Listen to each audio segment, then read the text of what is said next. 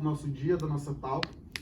Basicamente, eu gostaria de passar aqui uma talk com vocês, alguns pontos bem introdutórios no universo das startups, mas que são bastante essenciais e que muitas vezes o pessoal deixa passar batido. Basicamente, é uma talk falando do profissional 4.0, tá? Novamente, eu sou o Matheus, tá? Não vou entrar no mérito. Rafael também ali vai estar fazendo a apresentação dele posteriormente na fala dele.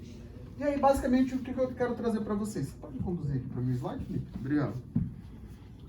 Hoje nós vivemos em tempos muito complexos, um tempo onde as coisas estão evoluindo de maneira muito acelerada. Então você tem uma impressora 3D da construção civil, você tem uma impressora 3D de células, você tem reciclagem de materiais que antes não tinham devido trabalho, você tem novos modelos de trabalho, né, forma de se trabalhar, de oferecer algum serviço, novos modelos ali também de fazer a logística das coisas. Então tudo isso está mudando, a todo momento de maneira muito rápida. E aí, para contextualizar, descobrir onde nós estamos no espaço e tempo, basicamente nós já sabemos o espaço que nós estamos, que é o IST, mas agora no tempo. Então a gente sabe que já ocorreu aí algumas revoluções industriais, desde a primeira, segunda, terceira, e hoje nós consideramos que nós estamos na quarta revolução industrial, que é a era da economia criativa, ou economia 4.0, ou a indústria 4.0, como o pessoal gosta de chamar. Onde nós temos a era dos sistemas cyberfísicos, e hoje em dia você tem internet das coisas, automação de software, big data, né, e etc. Uma série de coisas aí que a gente já está acostumado, vamos assim dizer, né? Acho que todo mundo aqui é um pouco familiarizado nisso. E aí, dentro desse contexto aqui, surgiu algo muito legal. Pode avançar. Que é as startups. Que eu acho que a maioria aqui já sabe o que é uma startup, mas a gente vai reforçar esse conceito. Que basicamente é uma empresa jovem ou uma empresa nascente com um modelo de negócio repetitivo, lembrem dessas palavras, e escalável, em um cenário de extrema incerteza e soluções a serem desenvolvidas. Então, qual que é as duas palavras-chave aqui que eu gosto muito de ressaltar na definição do que é startup? E existem várias definições do que é startup, essa é somente uma delas. O repetitivo e o escalável. O que significa isso? Significa que a sua solução ou a sua startup, seu modelo de negócio e serviço, você pode repetir ele tanto aqui em Cuiabá, quanto lá em São Paulo, quanto na China. Você repete esse mesmo modelo em qualquer lugar e ele vai se adaptar e vai ser inserido ali naquele contexto. E o escalável no sentido de você conseguir escalar essa operação de negócio sem ter que ter tanto custo ou investimento. Por exemplo, clássico, construção civil. Imagina que você tem um escritório contábil, que nem o pessoal lá da onde o Ender surgiu com o seu spin-off. Então, um escritório físico, um computador, uma salinha, um atendente, né, aquela coisa toda. Para ele ir para uma outra cidade, ele teoricamente teria que construir um outro escritório, e um outro escritório, e um outro escritório. Então, isso é muito difícil, porque você investe em muita infraestrutura e recursos físicos, o que é um pouco difícil para você escalar a sua operação. Pessoas, funcionários, etc. Ao contrário de um modelo de negócio, que normalmente são digitais, tá? São empreendimentos digitais, que você tem, por exemplo, um Facebook, ou um Google, ou uma Amazon da vida.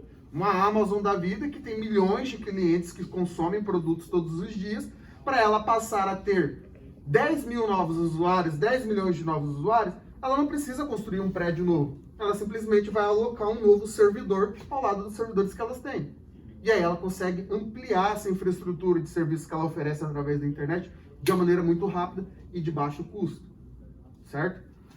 E o cenário de extrema incerteza e soluções a serem desenvolvidas, ou seja, extrema incerteza porque o mercado é volátil, está mudando a todo momento, hoje você tem uma solução, amanhã tem uma 10 vezes melhores, ou simplesmente o seu problema não é mais relevante o suficiente para ser resolvido. Então você tem que ficar constantemente desenvolvendo essa solução para que ela seja inovadora e acompanhe as tendências do mercado. Exemplos. NBRB, que é de aluguel de quartos. Acho que tem alguém que não conhece o NBRB? Acho que todo mundo conhece essa solução. Foi um dos precursores da questão da economia criativa, onde eles desenvolveram uma plataforma que permite pessoas locarem quartos, casas, residências, né, para quem quer uma alternativa do hotel, que é muito caro. Então, por exemplo, eu mesmo, as últimas viagens que eu fiz para fora, exceto umas que eu fui para Tangará, que aí eu precisava de um local de trabalho melhor, eu fiquei em hotel. Mas, normalmente, quando eu fui para fora do estado, acho que todas as últimas viagens foi com o Airbnb. Casa, apartamento, durante uma semana ou duas, e o valor muito mais abaixo do que de um hotel e um conforto muito maior. Uber, todo mundo já conhece, então o Uber está em todas as cidades praticamente do mundo aí, todo lugar que você vai tem Uber, então ele é repetitivo, ele repete para cada cidade e é escalável porque é uma aplicação que ele consegue escalar lá com um servidor e replicar isso para todo mundo.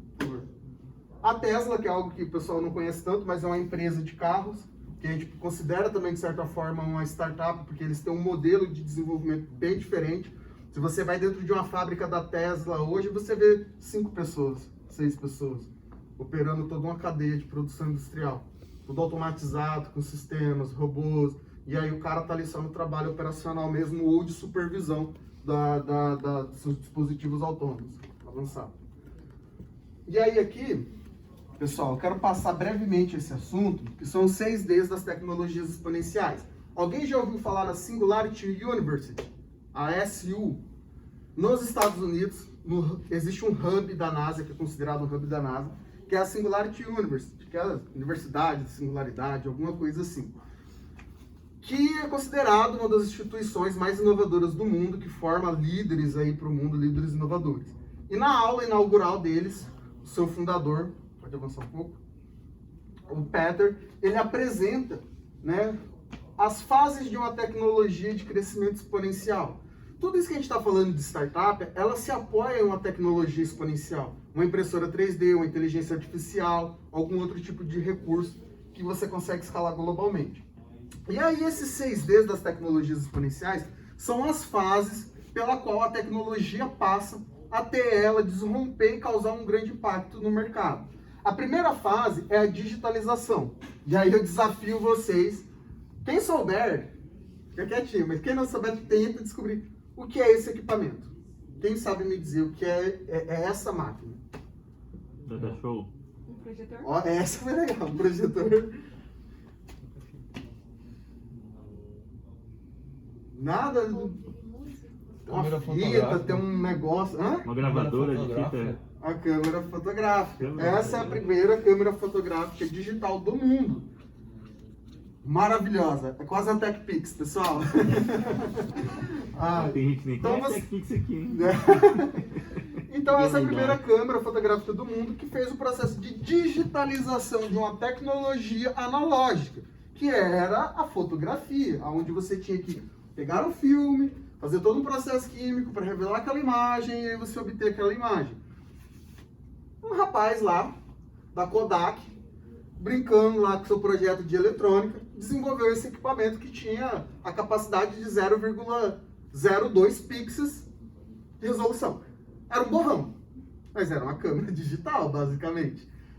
E até essa tecnologia ir evoluindo do 0,02 para 0,4, 0,08, aí romper a barreira do número inteiro e chegar aí no aquilo que a gente tem de câmera hoje, demorou um bom tempo. Aí pode avançar. Que é o período de decepção, onde você tem lá as fotos analógicas que vão crescendo conforme o tempo vai passando, a população vai passando. E aí, de repente, você tem também aqui um crescimento das fotografias, né, digitais, que vai chegar em um determinado momento que você vai ver aqui, ó, que em 2009, 2011 aconteceu alguma coisa muito revolucionária, acho que foi 2009. O que vocês lembram de 2009 que foi muito revolucionário? Instagram? Quase. iPhone, tava perto ali, né? O iPhone, Steve Jobs lançou o iPhone, revolucionou o mercado. Por quê? Você não precisa mais de uma câmera fotográfica para tirar foto. Você não precisa mais revelar ela. Você pode pegar seu dispositivo celular, baixar um aplicativo do Instagram, tirar uma foto, armazenar, editar, compartilhar, fazer o que você quiser com ela, de maneira gratuita. A câmera já vem embutida dentro do seu celular. O aplicativo é digital. Então ocorreu o quê? Uma queda brusca das fotos analógicas, mas ainda assim todas as fotos do mundo continuaram crescendo. Ainda mais, exponencialmente.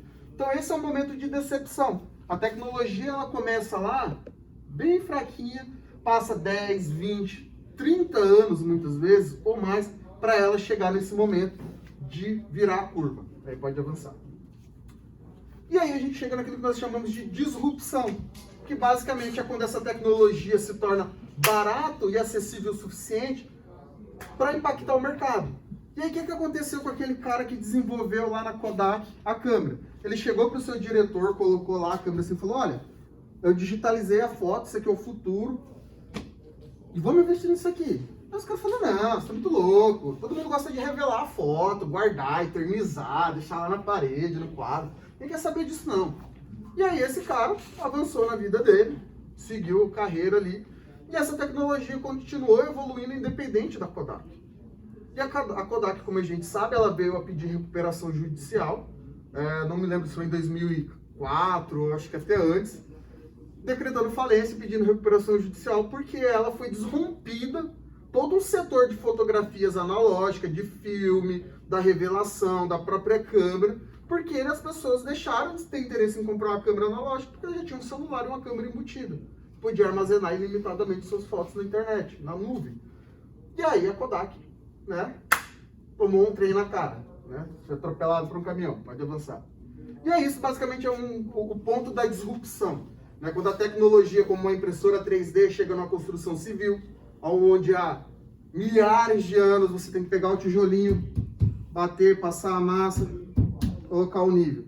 Agora não, você tem uma impressora 3D que já existe há mais de 30 anos, que demorou todo esse período para se tornar acessível o suficiente, a construção dela com um Arduino, com algum microcontrolador simples, com materiais recicláveis e assim por diante, para que venha aí um Daniel da vida e proponha uma solução inovadora para um segmento que há milhares de anos não inova, na sua prática de trabalho. Só que com o tempo, as tecnologias elas vão passando por um processo que nós chamamos de desmaterialização. Não são todas, mas a maioria passa por esse processo. Então a gente sabia que antigamente nós tínhamos um gravador, o pessoal tinha gravador para gravar entrevista, você tinha a câmera fotográfica, você tinha um MP3, como que era o nome daquele negocinho? Discman. O Discman. Nossa, tinha um Discman, aquele negocinho assim, tipo... E antes disso, o Walkman. O Walkman, que era a fitinha. Fitinha.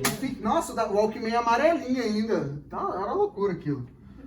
Mensagem, era SMS, né? Ou uma carta. E assim por diante. Tinha uma série de dispositivos independentes que a gente adquiria separadamente. E esses dispositivos, nos últimos 20 anos, sumiram. O seu escritório, que tinha um monte de coisa na mesa, se resumiu atualmente a um computador ou a um celular. Porque eles foram desmaterializados e transformados em zeros e uns. Eles foram digitalizados. Eles viraram uma aplicação. O próximo passo que eu falo, acho que tinha até falado isso com o Felipe. Primeiro foi o computador, depois foi o celular. O próximo passo é a realidade virtual. Hoje a gente já tem. Eu tenho um óculos, infelizmente eu não pude trazer o óculos hoje, ele tem que pegar da Serra. Mas eu tenho um óculos de realidade virtual que nele eu consigo acessar um navegador de internet, editar um documento, consigo até programar nele. Então, o editor de código online, você programa nele, e faz todo o seu trabalho. Alguns mais avançados permitem que você compartilhe até a sua área de trabalho do seu computador dentro do óculos para você controlar o seu computador de dentro do óculos com um controlador na mão. Então, assim, é algo muito louco. Por quê? Está tudo sendo desmaterializado, se tornando virtual. Pode avançar, por favor. Com isso, nós chegamos naquilo que a gente chama de desmonetização, que é basicamente você ter um filtro no Instagram que edita suas fotos e se deixa bonito, sem espinhos, sem, né, olheira, aquela coisa maravilhosa, aquele milagre, né? Eu chamo de fake news, porque a pessoa aparece lá, você olha a pessoa, nossa, aquela pessoa bonita, né? A pessoa assim tem uma determinada aparência, aí você vai conhecer a pessoa pessoalmente, totalmente diferente.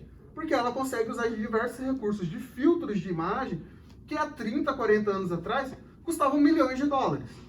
Hoje você tem acessível gratuitamente no seu celular. Simples, a um toque. Então você desmonetiza a tecnologia, porque quanto mais você escala ela, mais ela tende a se tornar barata. Porque você divide o custo, né, com mais usuários, com mais pessoas. Então o Google te oferece armazenamento gratuito, o Facebook, o Instagram te oferece todos esses recursos de comunicação de maneira gratuita, a gente sabe, né, tem toda uma monetização ali por trás, mas a gente consegue ter isso de uma maneira mais acessível. O que nos leva, pode avançar, à democratização. Então hoje, não são todas as pessoas do mundo, obviamente, mas praticamente metade da população mundial hoje já tem acesso à internet. Acho que todos nós que estamos aqui tem um dispositivo celular conectado. Então a gente democratiza o acesso a essas tecnologias porque elas se tornaram mais baratas, se tornaram mais fáceis de escalar e se replicar. E aí pode avançar.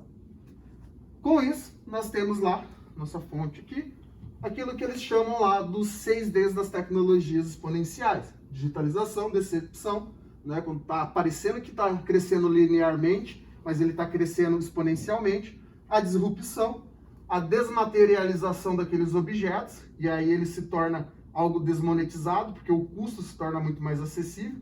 E no final você tem a democratização do acesso dessas tecnologias. Por que vocês estão escutando tudo isso, pessoal? Porque o Matheus gosta de tecnologia? Não, porque vocês são empreendedores. E se vocês não tiverem bem claro isso na cabeça de vocês, todo santo dia, vocês vão ser atropelados pela evolução tecnológica. Esses 6Ds, todos os negócios vão passar por ele. O cara que faz lá um modelo, eu trabalho assim há 20, 30 anos, vai ser impactado por uma dessas fases. Seja no período de disrupção, desmaterialização, desmonetização, democratização, não importa. E ele pode ser impactado positivamente ou negativamente. Muitos vão ser negativamente, porque eles não vão se adaptar à tecnologia, não vão aderir a ela e ela vai passar por cima.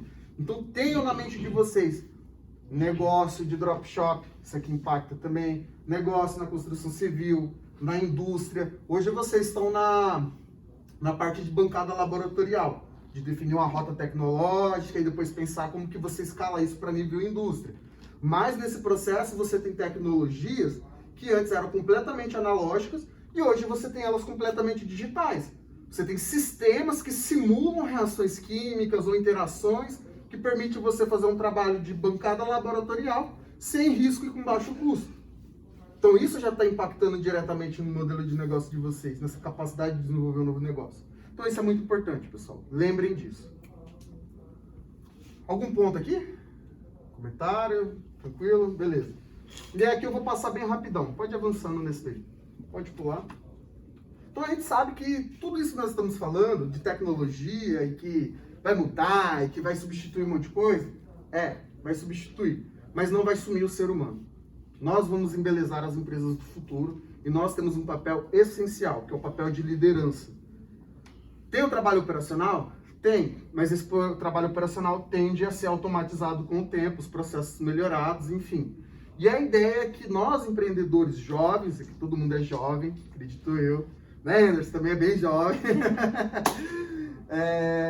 Nós temos que nos posicionar como líderes e temos que ter visões como líderes para apoiar o desenvolvimento dessas novas organizações, desses novos trabalhos. O primeiro líder que eu gosto de apresentar aqui é o líder futurista. Esse é um cara chamado Hamilton. Eu tive o grande prazer de conhecer esse maluco, lá de São Gonçalo, no Rio de Janeiro. Agora ele está para o Nordeste, se eu não me engano. E ele é um inovador social e faz tudo no Saladorama, né? Um sobrevivente aí desde 1988. O que o Hamilton fez? Ele fundou o Saladorama, que é uma empresa, é um delivery de salada. Tipo, tem o iFood de comida? Tem o Saladorama, que é o delivery de salada. Ah, beleza, Matheus, normal. O que ele fez de diferente? Ele, dentro de uma favela do Rio de Janeiro, tem mais de 30 mil pessoas na favela onde ele morava, conseguiu buscar produtores agrícolas locais, se conectar a eles, eliminando intermediadores para comprar essa matéria-prima, essas verduras, legumes diretos do produtor. Pegou os jovens rapazes que tinham na comunidade, pode dar vontade.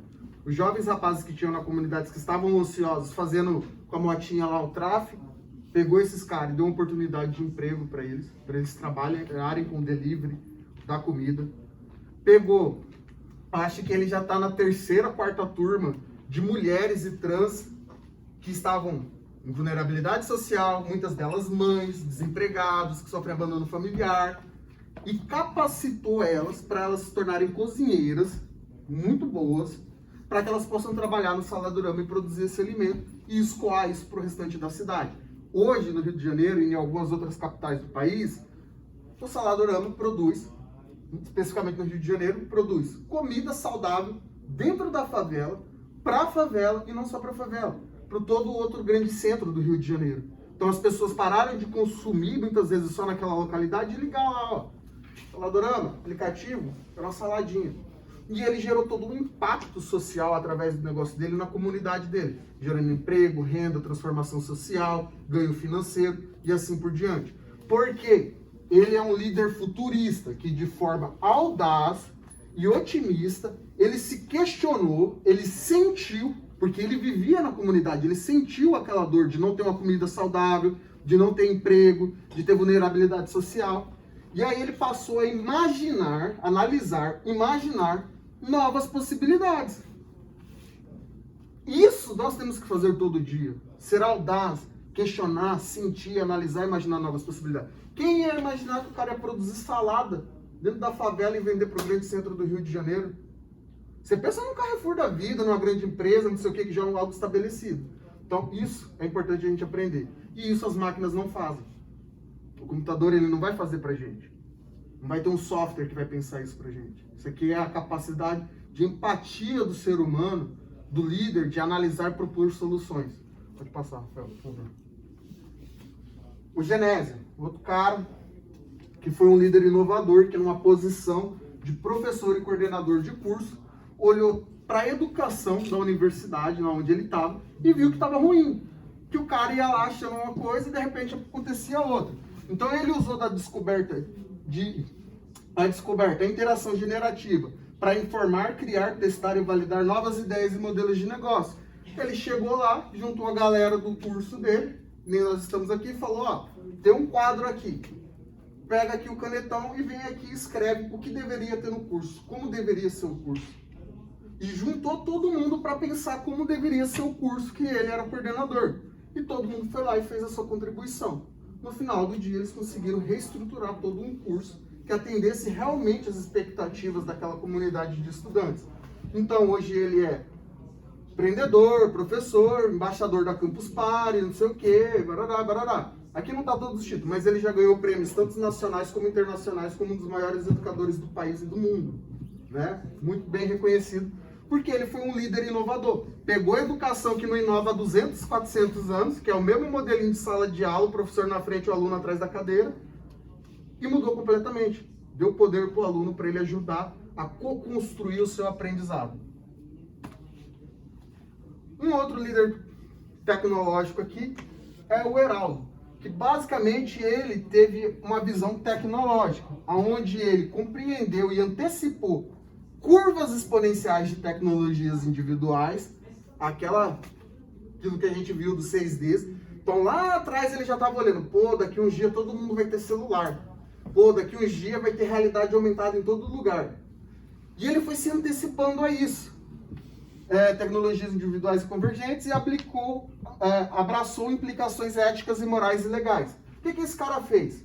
Lá na época que tinha o Kinect, lembra do videogame? Ele desenvolveu uma solução para crianças e jovens autistas aprenderem as coisas jogando.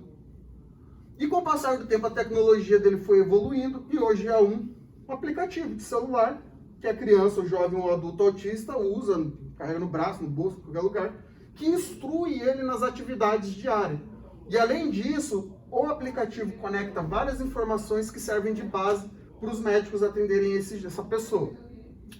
Heraldo já ganhou o prêmio de Shake, conhecimento internacional, certificação americana lá que permite ele vender nos Estados Unidos. Tudo que você imaginar. É o cara que mais tem prêmio que eu conheço na minha vida. Por quê? Ele abraçou uma implicação ética, moral e legal. Antigamente só tinham as pilhas de papel com as fichas para o autista pegar a fichinha e falar assim, eu quero ir no banheiro. Aí o menino fazendo xixi, eu quero comer uma frutinha. E era muito ruim e constrangedor isso. Então a mãe tinha que andar com aquela pilha de fichas, ou a mãe tinha que descobrir na gesticulação ali da criança o que ela ia fazer, né, o que a criança estava querendo. Com esse equipamento, ele impactou tanto a vida dessas pessoas, ajudou tanto esses autistas a terem uma vida normal, que o Heraldo não precisa fazer marketing. Você nunca vai ver uma propaganda do Heraldo. Porque é tão forte o depoimento das mães, os grupos de WhatsApp que circulam. Você vê um depoimento, eu queria ter um vídeo aqui, eu não vou ter, mas você vê um depoimento de uma mãe com uma criança falando, você chora. Porque muda completamente a perspectiva de vida daquelas duas pessoas, daquela família. E isso gera um marketing de causa que não tem tráfego pago nenhum que supera. Nem a pau. Nem a pau. Então é importante os negócios de vocês terem essa visão tecnológica, mas ao mesmo tempo vocês olharem para as implicações éticas e morais. O que a gente vai estar impactando na vida das pessoas, o que vai ser importante para elas. Pode avançar. E com isso nós temos uma líder humanitária que eu gosto muito, que é a Dani, que ela faz parte do Empreender Ler, uma das fundadoras do Empreender Ler, e ela sempre busca nos seus trabalhos né, transformar recursos escassos, essas duas aí, em abundantes oportunidades para impactar de forma positiva e responsável as comunidades além de nós mesmos. O que elas fundaram lá em Recife? Foram para a comunidade, pegaram os centros comunitários e começaram a fazer contação de história para criança. E lá, tirar uma tarde, ficar com as crianças, para o pai e a mãe poder trabalhar, aquela coisa, educar a criança, tarará, etc. E aí você fala, pô, como que uma mina vai ganhar dinheiro contando história para criança em uma região de vulnerabilidade social, onde o pai e a mãe não tem dinheiro nem para pagar uma creche? Ela usa isso como marketing de causa, para do outro lado da moeda ela chegar em empresas, em eventos corporativos, fazer a contação de histórias também, mas com um viés de motivação para a equipe de vendas, de condução de projetos, né, de ensinar o ágil, essas coisas todas. E ela gera um impacto, esse marketing de causa, ou seja, ela vende para a empresa e fala assim, olha, eu vou te dar toda essa capacitação, fazer essa dinâmica com o seu time, e você vai estar investindo em mim, no meu trabalho, e parte do meu lucro eu vou reverter em ações de impacto social lá dentro da comunidade. Então, ao contratar o meu trabalho, você está ajudando a nossa comunidade. Isso é um marketing que o pago não chega perto. É muito diferente, galera.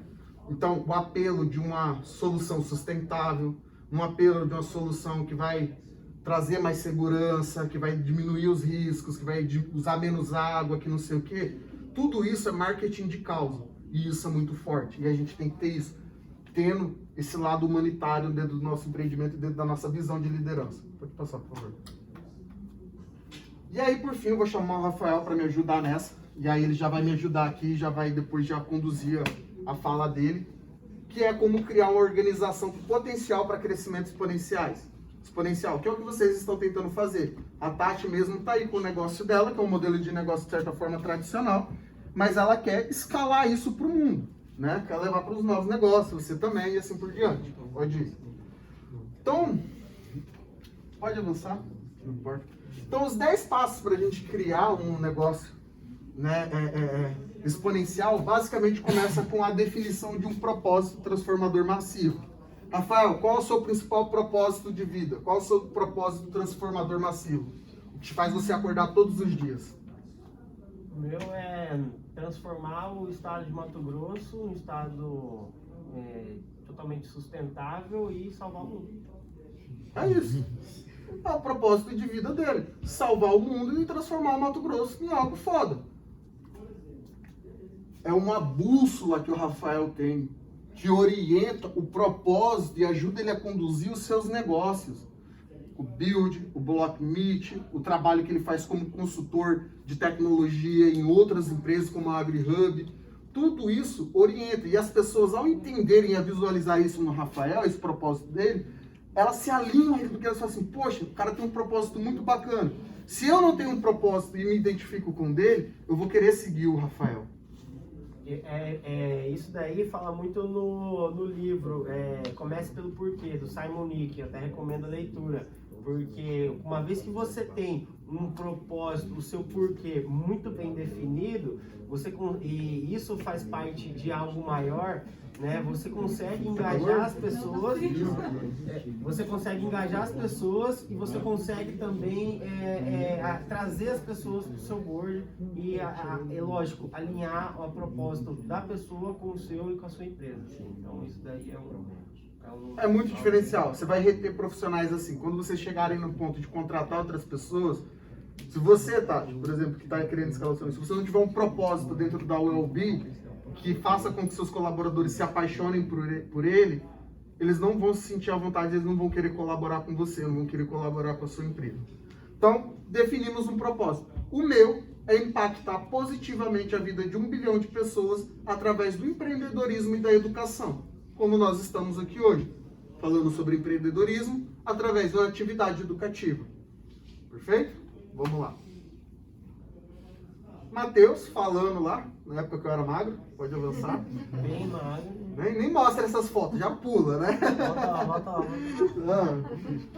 E aí, com isso, nós temos que passar para o segundo passo. Beleza, você já sabe qual é o seu propósito de vida e o propósito da sua organização. Então, você tem que buscar uma comunidade para trocar conhecimentos, experiências e provocar os atores que ajudarão a construir a sua startup, que é exatamente o que vocês estão fazendo, o que elas estão fazendo, o que você está fazendo. Nós viemos aqui nessa comunidade hoje, do IST do Tech Hub, trocar experiências, oportunidades, aprendizado e buscar outras pessoas para ajudar a construir o nosso negócio. Eu tenho o meu negócio, a Tati me ajuda. Eu fui lá, tratei a Tati, falei, Tati, ó, preciso disso, disso, disso. Ela falou, não, beleza, vamos fazer assim, assim, assado. E a gente faz. Perfeito. O Rafael é a mesma coisa, a gente se ajuda. Vocês também. E assim vai indo. Ninguém vai fazer nada sozinho. Chegou um outro dia aqui, um rapaz, dois rapazes, você lembra? Eu acho que o Rafael vai lembrar. Com uma ideia há mais de 3 anos no bolso. 3 anos desenvolvendo a ideia e os caras nunca falaram pra ninguém. Nunca fizeram um teste. Nunca levaram para o mercado. Nunca foram para dentro de uma comunidade. A chance dessa ideia dar errado, bicho, é muito grande. Porque há 3 anos atrás eles tiveram uma ideia que hoje no mercado pode ser totalmente diferente. Então é muito importante você estar dentro de uma comunidade para poder ter esse feedback contínuo, né, Rafael? E isso daí também, só para dar um adendo, você que tem uma ideia inovadora, não fique naquela coisa, eu vou contar a minha ideia pro coleguinha, não vou contar tudo, vou contar pela metade e com medo de roubar a minha ideia. Isso não existe. Ideia não vale nada. O que vale é a sua capacidade de execução. Então, às vezes, você trocando uma ideia, você expondo a sua ideia, você pode até tirar insights e isso amadurecer ainda mais a sua ideia, o seu projeto e assim sucessivamente. Pode avançar. Se não tiver ninguém trabalhando na mesma ideia que você, pode ter certeza que não é uma ideia que vale a pena. Às vezes pode ter sido, mas as pessoas não conhecem. Aí você fica ali só com ela pra você, guardada. Aí você vai chegar aqui pro Rafael e falar, Rafael, eu tive uma ideia assim, assim, assada. Aí ela fala, uau, meu Deus, nunca pensei nisso, ninguém nunca pensou nisso. E resolve o problema, resolve. Então vamos fazer. O Rafael vai se juntar a você e vai fazer junto com você. Entende? E muita gente aprende muitas coisas. E aí foi o que eu fiz. Comecei lá no passado com a ideia, com o propósito de impactar positivamente a vida das pessoas. Criei uma big ideia, que era lá usar a realidade virtual, a realidade aumentada, para impactar positivamente de pessoas em regiões periféricas. E aí eu fui para a comunidade. Olha lá, criançada, professora, não sei o quê. Levar lá os nossos protótipos de realidade virtual, realidade aumentada, para junto da comunidade desenvolver a nossa ideia, que a gente tinha naquele momento. Pode avançar. E aí, validado isso, eu busquei equipe. Fui atrás de pessoas para me ajudar. Fui atrás do Jimmy, fui atrás meu Deus, só Rafael aqui. É outro Rafael, aí é engenheiro eletricista lá. E assim por diante. Mas a gente tem que buscar uma equipe de fundadores com conhecimentos e experiências complementares. E aí eu vou entrar naquele tema da multidisciplinariedade que o Vinícius falou, mas em um jeitinho diferente. Então a gente sempre busca dentro de um time um visionário, um especialista, um cara que tem experiência no usuário, um engenheiro, um gestor administrativo e financeiro, um jurídico, assim por diante. Mas quando a gente fala em multidisciplinariedade, tem a questão de multidisciplinariedade científica ou acadêmica, que é você ter um cara formado nisso, um cara formado naquilo, um cara formado naquilo outro, e você tem a multidisciplinariedade de competências, que é você ter a competência de liderança, de gestão, de comunicação, né, de qualquer que seja. Então não adianta você ter um carinha diferente, com diferentes formações dentro do seu time. Você tem que ter um cara que tenha diferentes competências comerciais ou de negócios, que a gente prefere chamar. Que é o cara que tem a capacidade de fazer uma venda. Pô, quanto cara que tem aí bom, né, Rafael? O cara desenvolve, faz lá, que nem o nosso parceiro de designer lá. O cara faz umas marcas muito loucas mesmo, assim, usa uma sequência matemática e não sei o quê, e no final do dia ele não consegue vender. Ele até vende, mas ele não tem capacidade de negociar altos valores. O Rafael pega esse cara, vai lá, consegue fazer uma negociação junto com ele, que ele consegue pegar mais serviço do cara do que ele estaria tentando vender. Não faz sentido, porque ele não tem uma competência de comunicação ou de relacionamento ou de venda para valorizar o próprio trabalho dele. E isso ferra muito startup ou muito negócio iniciante, porque o cara fica com medo de colocar valor no seu negócio. Então, ter um cara que é vendedor, ter um cara que faz o produto, ter um cara que é o suporte, ter um cara que é administrativo, é muito importante. Pode avançar. Aí o time lá, a galera, tal, beleza. Eu era magro, eu era bonito. Ah, saudades. E aí aqui meio que repetindo um pouco, né? Você buscar sempre uma ideia inovadora que seja 10 vezes melhor do que aquilo que tem hoje. Então tem que ser sempre realmente 10 vezes melhor do que é hoje para poder produzir essa disrupção no mercado. Pode avançar. Você tem que ser louco. Você tem que ser louco mesmo. Pensar assim fora da caixa. Porque senão você não vai ter uma ideia inovadora. Você vai ficar na mesmice. Não pense em fazer igual ao seu concorrente ou melhor que o seu concorrente. Pense em fazer melhor do que você mesmo está fazendo hoje e 10 vezes melhor. E aí você vai com essa ideia construir um modelo de negócio, que é aquilo que a gente já está cansado de falar aqui, que é o Business Model Canvas ou qualquer outra ferramenta de modelagem de negócio. Para você desenhar e estruturar a tua ideia de maneira colaborativa e interativa. Então esse Canvas aqui, esse Business Model Canvas, ele é uma ferramenta que tem 9 competências, 9 quadros, 9 áreas, que representa basicamente um plano de negócio em uma única folha. Onde você tem lá desde segmentos de clientes, proposta de valor, parceiros, recursos, receitas e assim por diante. E você consegue construir isso de uma maneira interativa, ou seja, você vai interagindo, colocando os post-its, e incremental, onde qualquer uma das pessoas que estão aqui pode chegar e olhar e falar assim, ah, eu posso ser seu parceiro, vim aqui colocar um post-it, agora eu sou seu parceiro e a gente pode fazer isso, isso e isso. Ah, tem uma fonte de receita que vocês não mapearam que vocês podem desenvolver. Daí vem aqui e coloca junto. Então é interativo incremental. Pode avançar. E aí você sempre vai se bater em cima dessa grande questão, que é descobrir como ganhar dinheiro. Tem muita gente que tem ideia boa, mas não sabe como ganhar dinheiro, vender ela. Né? Às vezes o cara tem, pô, o aplicativo não sei o que, não sei o que. Mas e aí, como seu aplicativo vai ganhar dinheiro?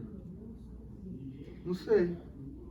Ou tem um modelo de negócio muito ruim, que é seguir sempre o mais do mesmo. E aí o mais do mesmo, mesmo que funcione em um determinado segmento, talvez não funcione no outro. Pode avançar. É dinheiro, né? Pode avançar. Aqui eu vou passar bem rápido para você entender. E aí você constrói o MVP, que todo mundo aqui já está fazendo um MVP, usando lá o Lean Startup, né? Os conceitos de startup ágil e enxuto, que é o Lean Startup, onde você aprende, busca aprender, que é o que vocês estão fazendo, vocês estão aprendendo essa parte química, tarará, tarará. Você vai construir algo, e aí depois que você constrói algo, você mensura. Parte de comunicação aí das estratégias de venda é basicamente isso. Você estuda o público, faz uma publicação, uma campanha, pega os dados dessa campanha, mensura tudo isso e você vai aprender novamente com isso. E aí você fica nesse ciclo contínuo. Você vai ir para a bancada do laboratório, você vai fazer o experimento A, o experimento B, o experimento C, e continuamente você vai estar aprendendo com seus experimentos. Pode avançar. E aí você vai ficar nesse ciclo aí por um bom tempo, vai. Como eu fiquei. Então eu comecei lá com pequenas experiências em realidade virtual, de estações de estudo, onde a pessoa podia, através de um cursor virtual, no óculos de realidade virtual, ver um vídeo, ler um texto, ver um modelo 3D, ou até mesmo em realidade aumentada, visualizar algum outro conteúdo. Então isso aqui eram protótipos que a gente desenvolveu para validar essa ideia. E esses protótipos foram amadurecendo cada vez mais conforme a gente foi desenvolvendo. Pode avançar. Tudo isso com validação com a comunidade. Tudo isso com palestra. Isso aqui foi na Univag, dando palestra para os professores da Univag. Isso aqui foi no, acho que é Manuel Ruedas, lá no Pedra 90. Isso aqui foi na Federal, que aí é que a gente estava dando uma capacitação para os alunos de lá para aprender a desenvolver isso aqui também. Então, assim, testando e validando e construindo com a comunidade. Isso é muito importante. Não segreguem o conhecimento. O conhecimento está aí para ser compartilhado. Pode avançar. E aí, o mais importante de tudo, você foi lá, construiu uma ideia, criou seu MVP, validou, ele está funcionando, você tem que validar seus canais de venda e marketing. E aí está aqui a Tati, né, para ajudar nisso, né, Tati? Que é basicamente você testar e validar, né, para você gerar receita. Às vezes, um produtor rural, ele não vai estar lá na rede social, dependendo do perfil dele. Mas um cara que é jovem, compra todo dia na internet, vai estar. E aí você testar esses canais para o seu público é muito importante para você ter uma venda assertiva e com menos custo possível. E aí, meu público estava na onde? Na escola. Quem é o meu público? jovens e crianças. Quem que paga o produto? O pai, a mãe ou a escola. Ou uma secretaria de educação, como foi no caso de Lucas do Rio Verde. Então a gente tinha que ir lá, diretamente com as pessoas. Eu não conseguia vender pelo telefone, eu não conseguia vender pela internet. Mas quando a pessoa pegava um card, um papelzinho lá, com um negocinho de realidade aumentada, mirava o celular e falava: ah, é isso que é realidade aumentada. Porque o meu público, naquele momento, desconhecia o meu produto. Eles nunca tinham visto a realidade aumentada. Então não tinha como eu entregar ele para um canal de comunicação 100% online. Mas eu tinha que ir para um canal de comunicação presencial. E aí validar isso é muito importante. Pode avançar. E aí mais validação, isso aqui foi a capacitação com professores da rede pública de Lucas do Rio Verde, onde a gente levou todo esse material e distribuímos para a rede pública de lá. E capacitamos ele a usar esse material dentro da sala de aula. Foi bem legal esse dia. Pode avançar. E aí, com isso, você tem que buscar criar uma organização onde as funções críticas, a sua operação, ela seja automatizada. Você não precisa estar lá dentro. O que o Matheus fez? Ele construiu o card de realidade virtual, realidade aumentada.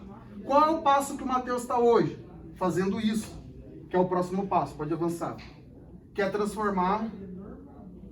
Isso aqui é método ágil, não precisa falar, pode avançar. Que é tornar o meu negócio uma plataforma. Hoje eu estou trabalhando no desenvolvimento de uma ferramenta no-code, ou seja, qualquer pessoa, qualquer professor, qualquer profissional de marketing vai poder pegar um modelo 3D, uma imagem ou um vídeo, clicar e arrastar para dentro da plataforma e criar uma experiência em realidade virtual ou realidade aumentada para anexar, frio, né? Para anexar numa loja virtual, colocar numa publicidade, colocar no livro didático, colocar na embalagem de um produto, na instrução de instalação de um equipamento, qualquer coisa. Porque o meu negócio que começou lá atrás como uma ideia, como um MVP, que eu fui validando como uma comunidade, se mostrou positivo. As pessoas compraram, as pessoas usaram, as pessoas testaram, deram feedback. Então eu tenho um produto, mas agora eu preciso escalar esse produto. Eu não vou conseguir sair vendendo um cardzinho de realidade aumentada para todo mundo. Mas se eu criar uma ferramenta que faça o trabalho que eu fiz de criar aquele card, sem ter que programar, ou sem ter que a pessoa ter o conhecimento que eu tenho, eu consigo escalar isso. Porque deixa de ser um produto, se torna um serviço via plataforma. E aí qualquer pessoa vai poder consumir o meu serviço de realidade virtual, realidade aumentada, através daquilo, né, que é as plataformas, né? Então as organizações exponenciais bem-sucedidas, elas atuam como plataformas famosas, né? As GAFA, que é o Google, Apple, Facebook e Amazon, tá? Então todas elas têm esse segmento de plataforma. Pode avançar, Rafael. E aí você fala: pô, Matheus, como que eu faço a plataforma? Uma porrada de formas. Tem o Adalo, que é uma ferramenta no-code para isso. Você tem o Codolar, que é uma outra ferramenta no-code para isso, que você clica, arrasta e monta a sua aplicação. Muito simples. Ah, Matheus, minha solução no aplicativo. Vai para o Arduino, vai para a impressora 3D, vai para a realidade virtual, vai para a realidade aumentada. Acha uma tecnologia exponencial que possa suportar a sua solução e através dela você escalar o seu negócio. Pode avançar? Então, só para quem não sabe aí, explica o que é no-code. Ah, o no-code. O no-code basicamente é uma resposta da engenharia de computação aos métodos ágeis. Métodos ágeis vocês sabem, né? É o Scrum, Kanban, entregar as coisas rápidas ali usando essas metodologias. Então, como hoje em dia a gente tem toda hora, todo lugar que você vai e fala assim: ah, eu preciso para ontem, preciso do ágil, preciso que você me entregue rápido. A engenharia de software, em resposta a isso, falou assim: olha, para você ter um software sendo desenvolvido de uma maneira rápida e ágil, a gente tem que parar de ficar fazendo código 2 vezes. Então você reaproveita tudo aquilo que você tem. Então as ferramentas no-code basicamente são ferramentas que permitem você clicar e arrastar blocos de construção, que a gente chama, ou componentes, que pode ser um botão, um texto, uma imagem, uma tela, que já está construída, que já foi programada. E aí você simplesmente vai clicar e arrastar aquele componente para a área que você quer e vai configurar ele, sem digitar uma única linha de código. Para ficar mais fácil de entender, imagina um Wix de aplicativo. Um Wix de aplicativo, não só de aplicativo, mas de qualquer coisa. Você tem ferramenta no-code para automação de marketing, você tem ferramenta no-code para criar realidade virtual, você tem ferramenta no-code que é o Wix para criar site, o Adalo e o Codolar para criar aplicativo, Você tem ferramenta no code de inteligência artificial para fazer reconhecimento de imagens ou identificação de padrão, de tudo que vocês imaginarem. Vocês não precisam mais programar para fazer isso. E vocês podem usar ela como base para criar um novo negócio, produto ou serviço e ofertar isso no mercado. Pode avançar. E aí, o grande conceito, galera, para você criar um negócio exponencial, não basta ter só isso, de ter visão tecnológica, de ser um líder, de fazer a comunidade, a coisa toda. Você tem que seguir um grande conceito de como criar um negócio exponencial. Qual é a pergunta-chave? Essa é a pergunta-chave. Qual é a resposta-chave desse grande conceito? Pode avançar. São os 17 Objetivos de Desenvolvimento Sustentável. Se alguém puder, pode tirar uma foto disso aqui, tá? Que é importante para mim. Que são as 17 ADS. Para quem não conhece, lá no passado surgiu um negócio chamado Objetivos do Milênio, que nada mais é do que eram 8 metas para fazer com que o mundo se desenvolvesse. Erradicar a fome, erradicar a pobreza, não sei o que, blá blá blá. E aí terminou aqueles objetivos e foi muito bom o resultado. O mundo teve um boom no desenvolvimento. E aí todas as organizações do mundo, todos os países do mundo praticamente, se organizaram e estabeleceram as 17 metas que são referentes à Agenda 2030, ou seja, a Agenda de 2030. Nós estamos naquilo que a gente chama, né, Rafael, da década da virada. Não é uma década de transformação ou uma era de transformação. Nós estamos numa mudança de era. A gente vai realmente virar a página. Por quê? Até 2030 nós temos que bater essas metas. Erradicar a pobreza, fome zero, saúde e bem-estar, educação de qualidade a nível global, vida terrestre, água, emprego, crescimento, redução das desigualdades e assim por diante. Por quê? Senão, a partir de 2030, 2050, nós vamos ter uma superpopulação, a gente não vai conseguir produzir alimento suficiente, não vai ter emprego suficiente para todo mundo, e aí as coisas começam a se desordenar, e aí fica um pouco instável a nossa sobrevivência. E aí, por um outro lado, você tem essas metas, esses objetivos que permitem vocês terem a oportunidade de criarem negócios a níveis globais. Pensa comigo, o Matheus foi lá e criou um aplicativo de realidade virtual, realidade aumentada para educação, para proporcionar uma educação de qualidade a nível global, tendo como objetivo atingir a ODS número 4. Isso me gerou um marketing de causa tão grande, ninguém aqui sabe, mas o Matheus, por fazer esse trabalho lá no Pedra 90, com as crianças, recebeu um reconhecimento do Café com Educação, dentro de mais de 200 soluções de educação de mais de 5 países do mundo. Acho que ficou em 6º ou 4º, uma coisa assim. No Células Empreendedoras, que foi a maratona a gente surgiu, a gente foi em primeiro lugar. No Engajamundo, que é uma organização jovem, junto com a organização, como que é?